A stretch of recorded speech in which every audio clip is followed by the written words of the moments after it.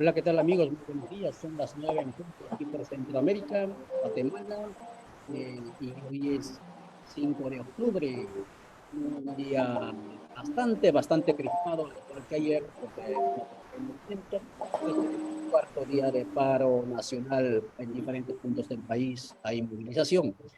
Y justamente a raíz de eso vamos a conversar con nuestro colega Virgilio Álvarez, compañero, colega en el mismo área de la generación de pensamiento.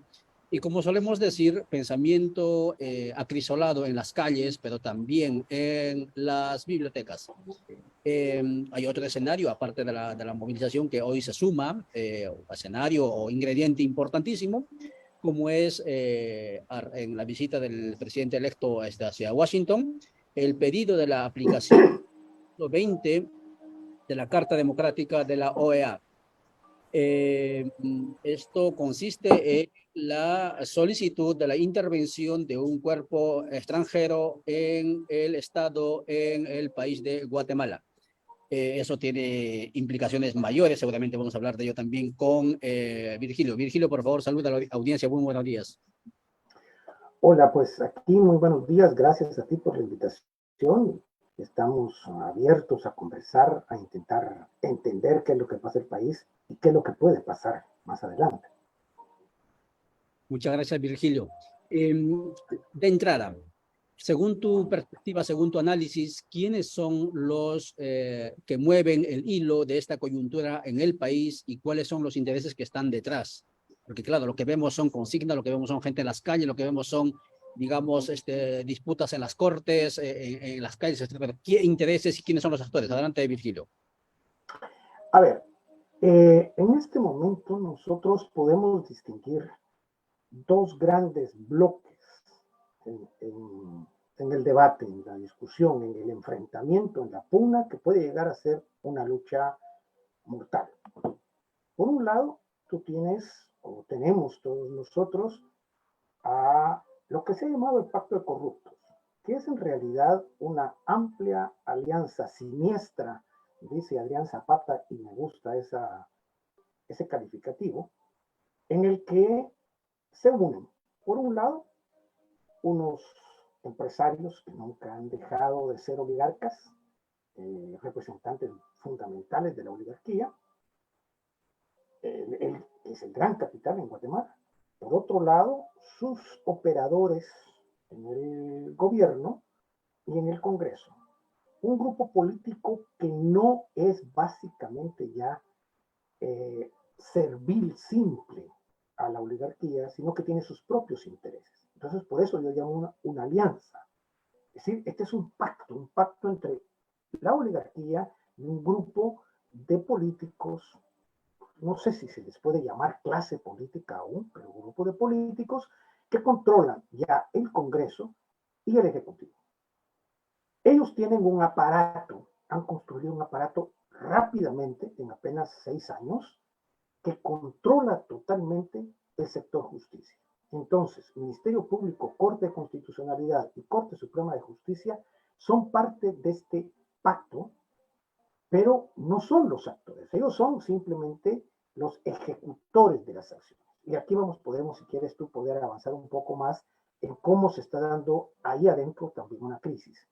Y por el otro lado, otro elemento, otra pata de este pacto es el crimen organizado. Traficantes de drogas, traficantes de personas, de todo tipo, cada vez más encumbrados. Podemos ver, por ejemplo, que fue a los extorsionadores a los que tocaron para asesinar al presidente. Eso está ya bastante indicado, a pesar de que el Ministerio Público esa beta no la siguió, a pesar de que se la presentaron y que lo demostraron. El magnicidio no fue un sueño, no fue una ilusión, fue un intento muy claro que detuvo, hay que reconocerlo, Estados Unidos. Estados Unidos fue el que detectó y avisa al Ministerio Público y le avisa al candidato, y ahí la cosa se les quebró. Bueno, y la otra pata que no tenemos que olvidar en este pacto son los oficiales. Oficiales del ejército en activo y oficiales del ejército en retiro. Ellos están defendiendo ese pacto de impunidad. Entonces, tú tienes corrupción, tú tienes crímenes de lesa humanidad, tú tienes intereses económicos construidos alrededor de un régimen al que yo ya llamo, en consecuencia, una dictadura. ¿Por qué? Porque ya no hay el cumplimiento de la legislación, el pacto social que las élites firmaron en 1985, ya cayó por los aires, ya estalló por los aires, perdón. Ese pacto ya no existe. Esa constitución ya es simplemente un discurso que ni ellos mismos están dispuestos a cumplir. Ojo, más adelante podemos hablar qué pasa con ese pacto. Pero en este momento nosotros podemos decir que ese pacto está simplemente instrumentalizado por esta dictadura. Entonces, ese es un sector que es muy pequeño, pero que tiene el control de todos los aparatos del Estado. Y frente a ellos, y esto es muy importante señalarlo, es en mi lectura, está la sociedad que día a día va perdiendo el miedo. El terrorismo de Estado fue tal que destruyó toda capacidad de protesta. Los acuerdos de paz fueron un lindo abrazo, pero que no hizo que se perdiera el miedo, porque nunca las élites pidieron perdón, disculpas, mucho menos han aceptado ir a juicios. Entonces, ese miedo en la sociedad existe, ese temor, y al mismo tiempo hay una ideología que se impuso desde los años 90, que es, tú no te metas, la política es mala, peor, no protestes, aprovecha. Todo ese individualismo que yo señalo en nota de Gaceta de esta semana, está presente en la sociedad, pero eso se está perdiendo el día de hoy. Y algo muy importante, la gente no está defendiendo a Semilla, la gente está defendiendo su voto, su derecho a protestar en silencio. Y esto es muy importante. Estamos viviendo un proceso que no inédito en América Latina. La gente está saliendo a defender su derecho a pedir un régimen más o menos común, como se esperaría que funcionara en cualquier país. No están pidiendo cambios. Ojo, las movilizaciones sociales no están pidiendo cambios. Ni cambios de estructuras, ni cambio de régimen, ni cambio en el pacto social. Están pidiendo simplemente que se respete la votación. El problema de la dictadura es que no lo está entendiendo así. Y aferrado a sus intereses pequeños de corto plazo, están permitiendo que día a día el movimiento social crezca, la oposición continúe, y eso vaya creando, vaya abriendo, vaya develando telones uno tras otro, hasta que lleguemos posiblemente a la exigencia de cambios. En lo personal creo que eso no va a suceder, pero estaría en el horizonte. Algo muy importante y que le da razón de ser a mi afirmación es que no los dirigentes de los 48 cantones y los liderazgos indígenas no han hablado con Semilla, no se han puesto de acuerdo con Semilla en ninguna estrategia. Ellos van para adelante y lo han hecho públicamente que no quieren hablar con los políticos. Esto es muy importante porque nos muestra un país que ha empezado a movilizarse desde abajo, desde la sociedad, desorganizadamente, por su lado, por su cuenta, etc. Y algo muy importante, yo creo que eso es importante decirlo, esto no es un conflicto de élites, no hay un conflicto intraoligárquico como algunos intelectuales dijeron en el 2015. No, la oligarquía está nítidamente consolidada. Si algunos oligarcas, tipo Dionisio Gutiérrez, apoyan este proceso, lo apoyan por sus propios intereses, por su propia visión neoliberal, pero no están en crisis con el otro sector de la oligarquía. La familia Gutiérrez no está en crisis ni disputándose espacios, no. Ellos controlan el país. Y mientras ese control que tienen del país no esté en juego, ellos pueden tener distintas fracciones. Ingenuos seríamos si al pensar que son disputas interoligárquicas vamos a simplemente quedarnos afuera. Este es el momento de la movilización total y completa y la sociedad felizmente lo entendió. Gracias, Virgilio, director de la revista Gaceta, conversando con nosotros en esta mañana cuando son las 9:10 sobre la situación convulsa del país, pero también ahora entramos al tema de la solicitud de la activación del artículo 20 de la Carta Democrática de la OEA por parte del presidente electo Bernardo Arévalo. ¿Cómo se explica esto que acabo de mencionar, estimado Virgilio, puesto que si no hay riesgo de que el país avance hacia cambios estructurales según lo que se capta en el relato de los manifestantes, o si no hay, digamos, desequilibrio, desencuentro dentro de las oligarquías, ¿por qué se solicita la intervención extranjera en Guatemala?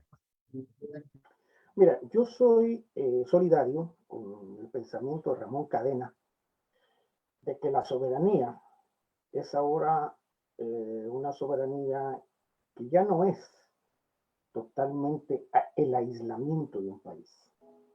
La soberanía ahora tiene límites y los límites son los acuerdos internacionales. El pertenecer a una comunidad internacional en la cual firmamos pactos, acuerdos en los cuales el Congreso los asume como suyos, eso nos permite un diálogo entre las naciones. El respeto a las diversidades, a tu sistema de gobierno, etcétera. Yo comparto la opinión del presidente Lula de que no tienen que ser nuestras ideologías o las ideologías de los gobiernos las que impidan las relaciones entre los estados. Y el tema de la OEA es un tema curioso, muy curioso. No podemos negar que la OEA estuvo por detrás del golpe en contra de Evo Morales en Bolivia. La OEA fraguó y apoyó la caída del gobierno del MAS. Pero tampoco podemos negar que en este momento la OEA se ha asustado de la manera en que se ha procedido en Guatemala. Esto muy probablemente porque el fenómeno nicaragüense está muy cerca. El fraude electoral en Nicaragua fue burdo, fue burdo. El fraude electoral en Guatemala era bastante sofisticado. Sacar al MLP, perdón, sí, sacar al MLP del proceso electoral fue fácil. Sacar a Roberto Arzú del proceso electoral fue fácil, nadie dijo nada. Sacar a Pineda ya asustó, pero no vieron que había un proceso en camino, en la sociedad, y apareció Bernardo Arevalo. Esto, hasta entonces, la OEA venía reconociendo el proceso electoral. No dijo nada por la salida del MLP, no dijo nada por la salida de Arzú, no dijo nada cuando ya yo en lo personal en mis notas, y lo he dicho públicamente, ya ahí existía un fraude. El fraude electoral ya estaba ahí. Pero no es ese el que quieren juzgar. Ahora quieren acusar de que hubo fraude el 25 de junio. Y el fraude solo sucedió en la capital y en los municipios de Guatemala. ¿Por qué? Porque ahí ganó Semilla. Valga hacer una pequeña digresión, si el tiempo lo permite. Lo que sucede es que todos se fueron con la finta de las encuestas. Y las encuestas son hechas comercialmente con simpleza para no ser caras. Y los encuestadores no leyeron que en la sociedad guatemalteca, perdón, no en la sociedad guatemalteca, en los sectores urbanos de clase media escolarizados, hay una gran molestia en contra del gobierno de Alejandro Yamatei, acumulada por la molestia con el gobierno de Jimmy Morales. No tiene nada que ver porque sacó a la CICIG. Simplemente les molesta porque han sido ineptos e incapaces. Ya en la elección anterior, Yamatei no obtuvo una gran votación en el municipio de Guatemala ni en el Distrito Central. Y la gente se ausentó. Pero esta vez, 17% de los guatemaltecos votaron nulo. Es la primera vez en nuestra historia política que los nulos ganan una elección. Eso no lo vieron los encuestadores, porque no hicieron su estudio de campo en base a la situación sociopolítica de esos lugares. No midieron, en consecuencia no lo vieron. No vieron crecer a Bernardo Arevalo. Y aquí hay otro elemento, pues la situación del descontento del comportamiento al final en campaña de vía corta, o otras cuestiones que fueron dando sentido, y la salida de Pineda también, hicieron que la gente votara por Bernardo. Entonces Bernardo no es, digamos, un candidato construido en un proceso electoral largo, etcétera, etcétera, sino es un candidato que surge como consecuencia de, en los últimos días, y que creció como candidato a partir para la elección de segundo turno.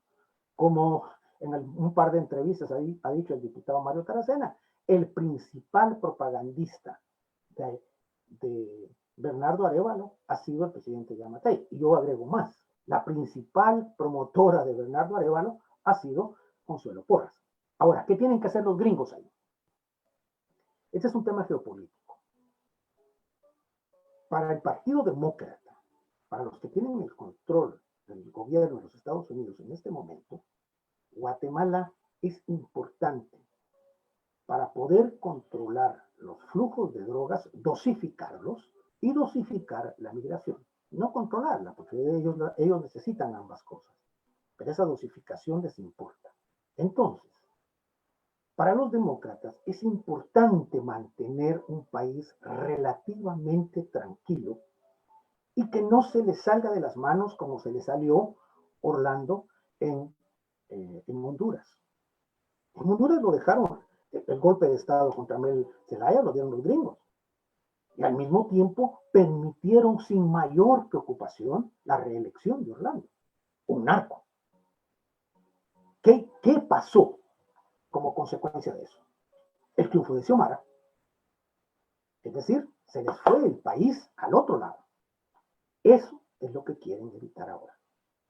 Bernardo no es ni comunista, ni socialdemócrata de izquierda. Es semilla, lo que yo escribí en una de mis notas, es simplemente el sucesor de Encuentro por Guatemala, dirigido por políticos más inteligentes, más comprometidos.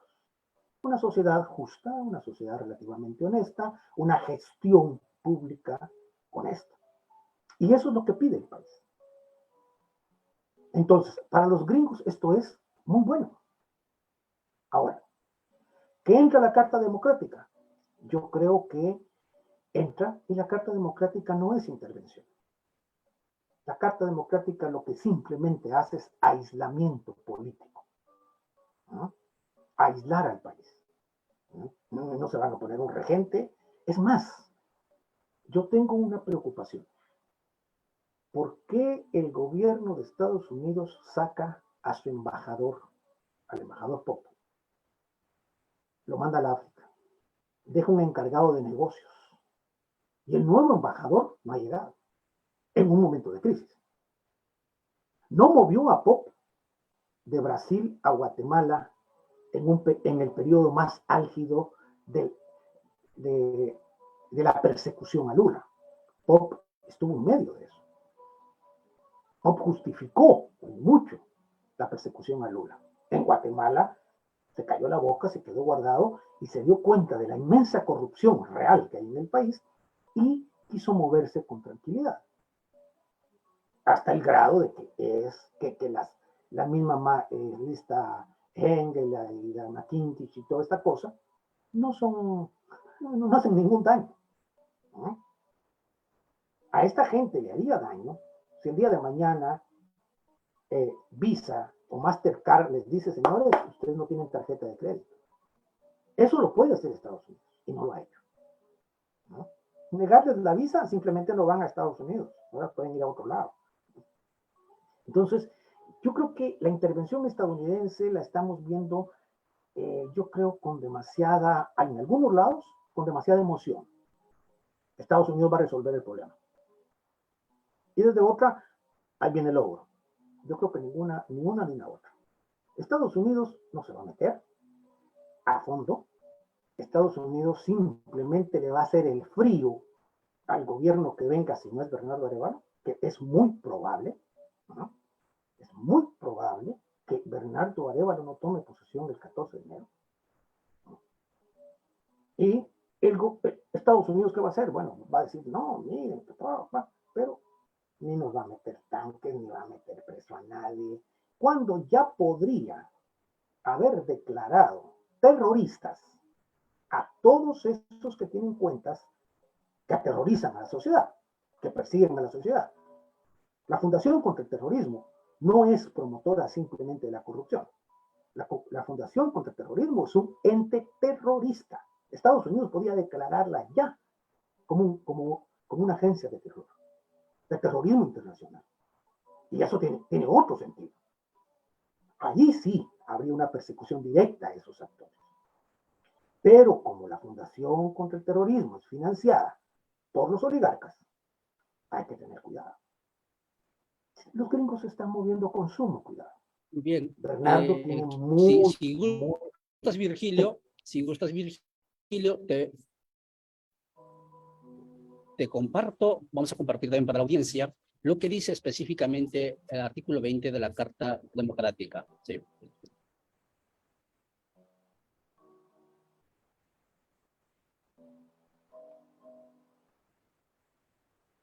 Incluidos los buenos oficios. Eso hay que entenderlo, lo que ocurrió, por ejemplo, en Haití, ¿no? Para promover la normalización de institucionalidad democrática, lo cual en este momento no hay ninguna ruptura constitucional e institucional, ¿no?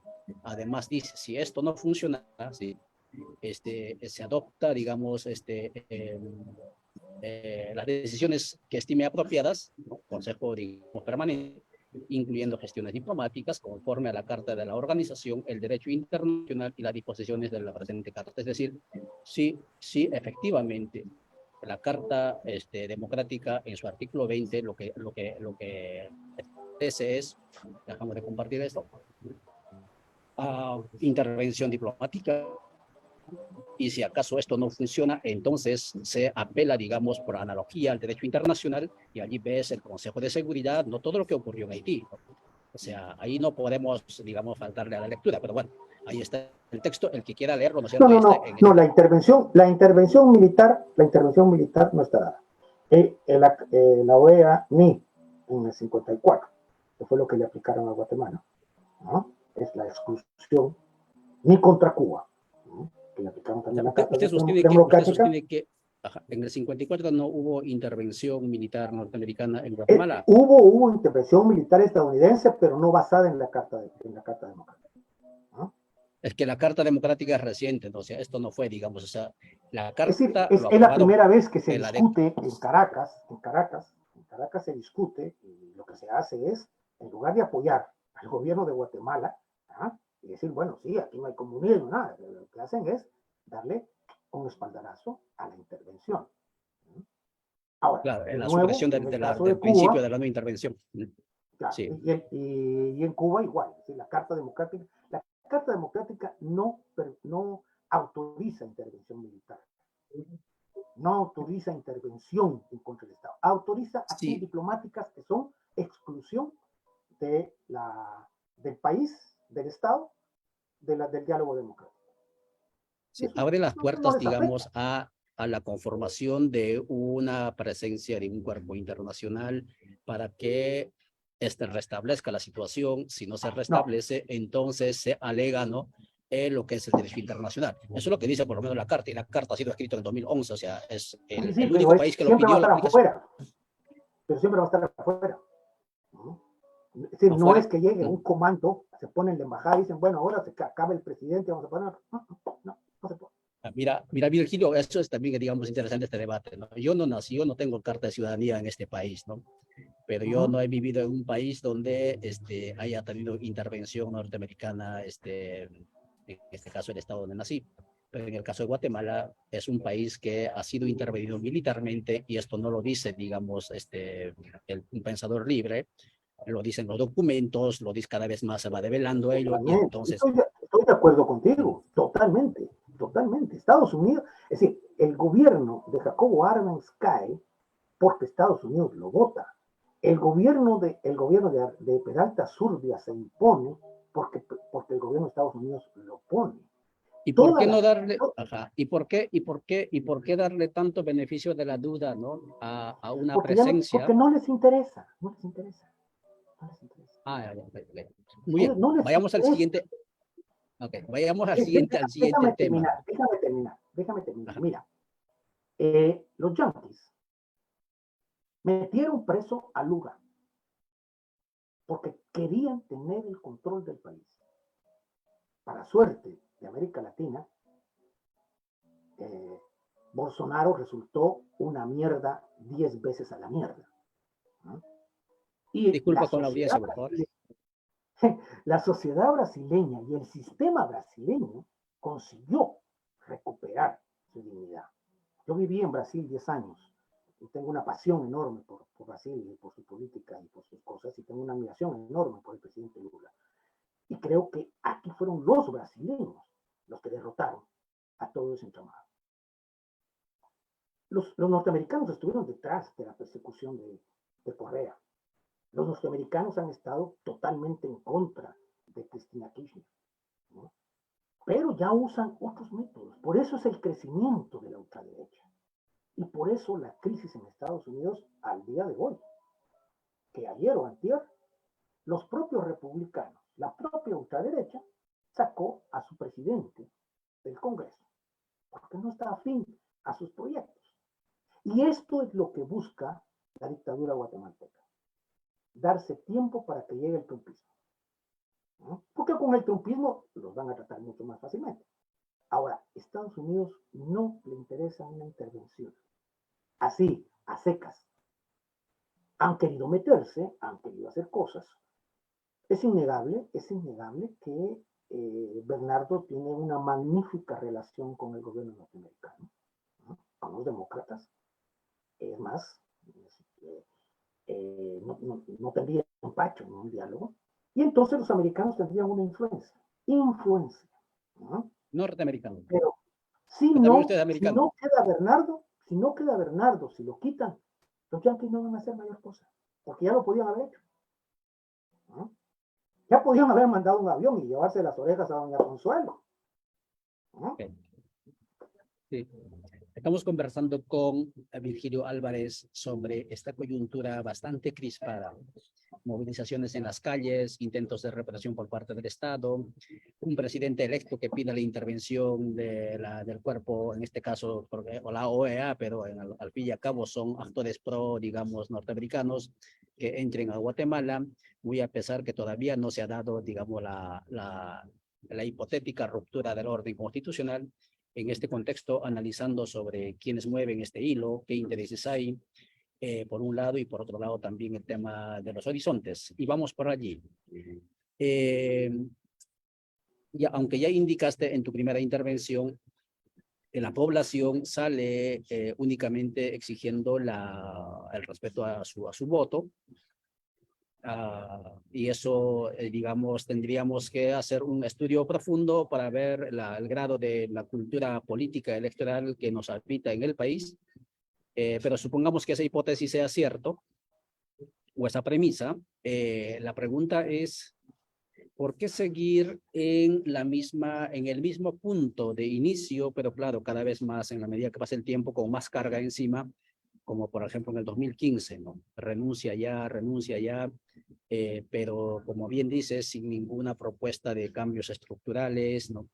Y otra vez ahora, y claro, renuncia, pero los que definen, digamos, quién es en este caso, fiscal, etcétera, son los mismos de siempre y van a poner a alguien peor. ¿Será que ya que no hay, digamos, según usted, ¿no? Esa esperanza de cambios estructurales en la gente que está saliendo a las calles, ¿será que esta población que está en las calles es tan corta en su comprensión de su realidad que no se da cuenta que está patinando en el mismo? A ver, el asunto es que los clásicos dicen que hay conciencia en sí, ¿no? Conciencia de clase, conciencia para sí. Eso, esto es una cuestión de aprendizaje. El pueblo de Guatemala, ¿no? Como tal, no ha votado a ningún gobierno. En el siglo XX, por ejemplo, una fantasía que nos han contado es que el pueblo derrocó a Estrada Cabrera. Desde mi lectura, eso es falso. Estrada Cabrera perdió el apoyo de las élites, o más bien, enfrentado permanentemente con las élites, estas élites llegaron a tener fuerza en la crisis del año 19, 17, después del terremoto, y los americanos le soltaron también la mano y apoyaron a los otros porque era su negocio. En el 44 hubo una amplia movilización social urbana, ¿no?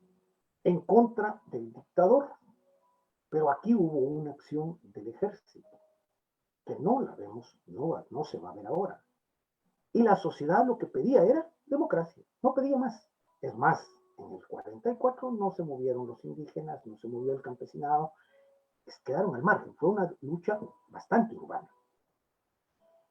Y en la contrarrevolución, los que se mueven son los mismos sectores, porque se vieron tocados, porque se estaba dando cosas a otros que ellos consideraban, ¿y eso es para qué? Pues no es para los indios, para los que se hizo la revolución. No es para los campesinos, no. ¿Ah? ¿Cómo es eso que ahora se va a repartir tierra? Y bueno, ya toda esa historia la sabemos. El mundo ha cambiado y los guatemaltecos no hemos acompañado esos cambios en el mundo. Pero lo que sí es cierto es que la clase media, insisto, la clase media, los sectores urbanos, fueron los que le dijeron no a este modelo. Aquí quiero regresar un poquito a lo anterior, a lo de la OEA. Hay que recordar, hay que tener presente que quienes están pidiendo la aplicación de la Carta Democrática son los gobiernos más progresistas de América Latina. Colombia, México, Argentina. Está incluido Chile, ¿no? Está incluido Uruguay, ¿no? Pero básicamente estos tres han tenido mucha presencia. Si vemos las grabaciones, los discursos del embajador colombiano han sido muy claros y directos. Es el presidente Petro hablando. Recordemos que México ha desconocido al secretario general de la OEA. México ha criticado permanentemente al secretario general de la OEA. En este momento, ¿no?, la Cancillería mexicana está apoyando todos esos esfuerzos. Entonces, la aplicación de la Carta Democrática, cierto, la tienen los gringos, pero están los gobiernos de los más democráticos, los progresistas, en ese juego. Claro que Dionisio Gutiérrez llevó a Calderón, llevó a Aznar, disque para observar las elecciones, etcétera, pero el Grupo de Puebla también ya se pronunció en apoyo. Esta cuestión también está en disputa internacional. Si Bernardo tiene el apoyo del Grupo de Puebla, y además, pues también las derechas se mueven a su favor, pues va a tener un gobierno tranquilo. Pero eso no lo logran leer los de la dictadura, porque ellos lo que quieren es el plato. Ellos quieren comerse el pastel. Entonces, regresemos. Eso es lo que ve la población. La población ha visto un sector político aborazado, deshonesto, irresponsable, que no apoya, que no tiene ninguna responsabilidad pública. Y eso lo ven más los sectores urbanos, los que tienen ya cierta relación con el Estado. Los sectores populares, el sector rural, para ellos el Estado no existe. El Estado no tiene nada, no el Estado nunca nada, ¿no? Lo que tienen es un patrón que manda, un capataz que los explota, y cuando mucho, un alcalde que les da dádivas, ¿no? Entonces la política en esos sectores es muy lamentable. Tomemos en cuenta que, por ejemplo, el movimiento de los 48 cantones es un movimiento indígena en el cual están los sectores medios de Totonicapán, ¿no? Comerciantes, grandes comerciantes, profesionales, ¿no?, que mantienen una cultura bastante colonial, que es aportar para durante un año servicio comunitario. Y en ese servicio comunitario ellos defienden sus intereses. Recordemos que en Totonicapán ganan siempre las elecciones de los partidos más reaccionarios. En este momento los 48 cantones están por la democracia. Eso hay que tomarlo en cuenta, porque eso es lo que permite ver que la gente no está pidiendo la revolución. No la está pidiendo.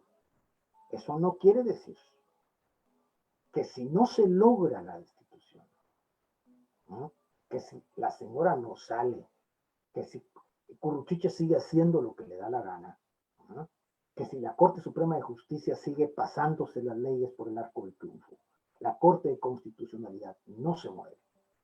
Y Bernardo, como lo anuncia Chepe Zamora en una de sus notas, irá a acompañarlo en la Bartolina número 1, ¿no?, el pueblo va a salir mucho más a las calles. Y allí entonces tendremos muchas más exigencias.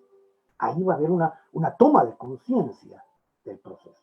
Ahora, no comamos ansias, ¿no?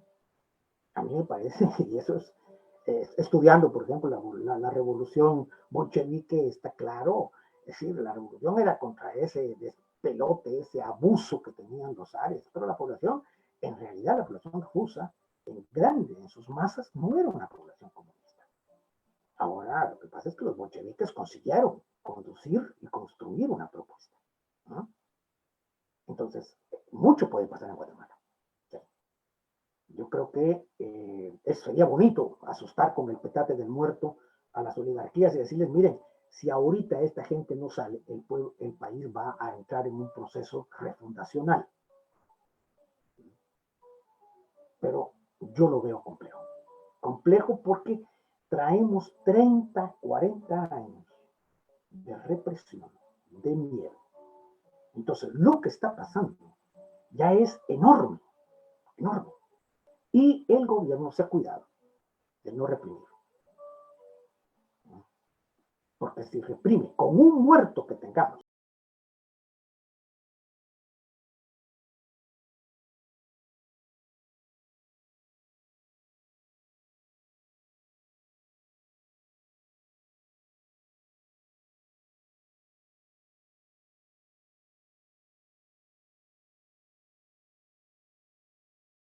el miedo que la población guatemalteca tiene con un muerto, dos, nos llevaría a ahora sí, realmente a un enfrentamiento grandioso. Y lo peor es que serían mucho más muertos. Y eso no nos llevaría tampoco a pensar definitivamente en un gran cambio. ¿Y esto por qué? Porque en la sociedad aún no se ha construido la organicidad, las organizaciones sociales y políticas que puedan dar sentido a un cambio, a una refundación del Estado. Eso está en ciernes, está en debate, pero la población aún no lo ve. Y termino. Cuando en el 85 las élites hacen el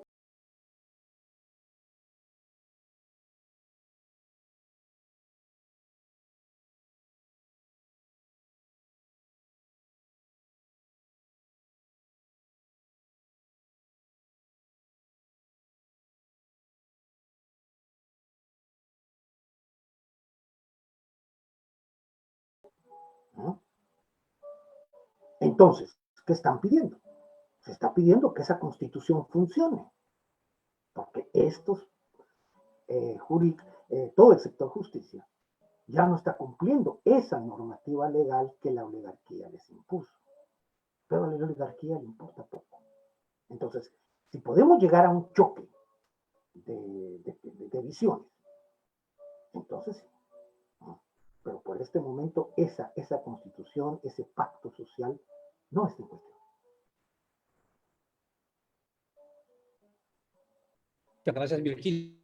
Son las 9:40. Gracias, Virgilio Álvarez, por su tiempo, por reflexionar con nosotros.